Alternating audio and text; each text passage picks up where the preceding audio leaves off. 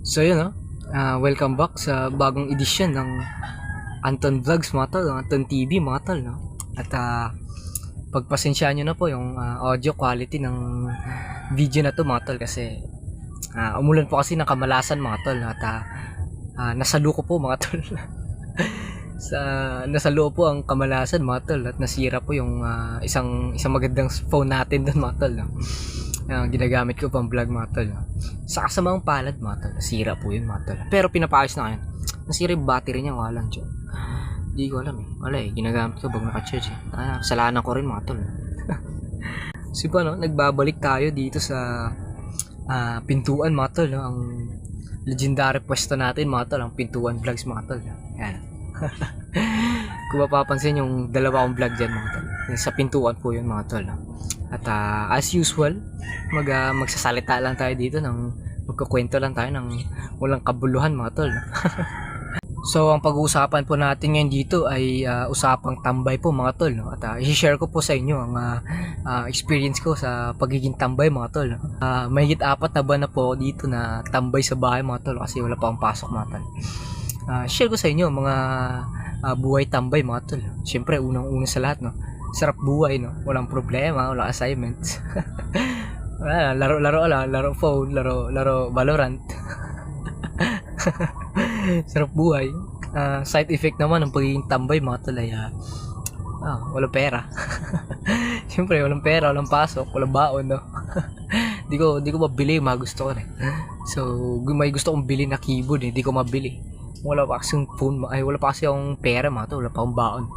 So di pa tayo makapag-ipon-ipon mga tol, no? At nasira pa ang cellphone ko, walang dyan, no? Matagal-tagal ko pa siyang mapaayos mga tol.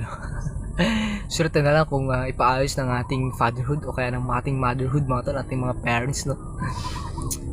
So no, ang pagiging tambay ay sarap buhay syempre, no? Sarap buhay yan mga tol. Kain, tulog ka lang, no? Laro Valorant, laro cellphone.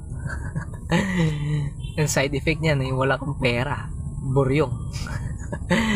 Mas maganda talaga na naglalabas tayo mga tol, kasi nakikita natin ang mundo na sobrang ganda mga tol, no? Makipag-socialize na rin mga tol, no? Kasi pag nasa labas kasi napakasarap na napapaligiran ka ng mga kaibigan mga tol.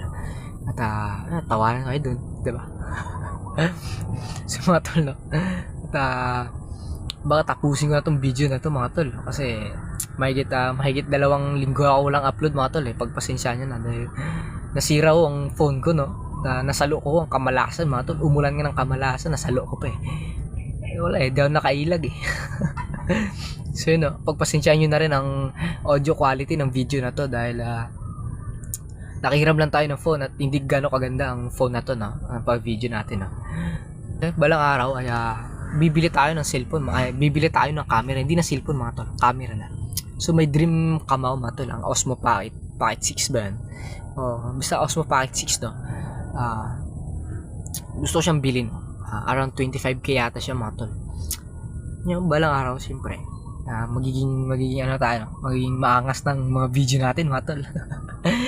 libre naman mangarap mga tol, sa panahon ngayon pangarap na lang libre mga tol. So yun po, no, tatapusin ko ng mga kaululan na to, no. Update, wala pa rin tayong mga atribo mga tol, no. Wala pa rin tayong mga atribo, no. So yun po, no, what's up, Anton out, peace out.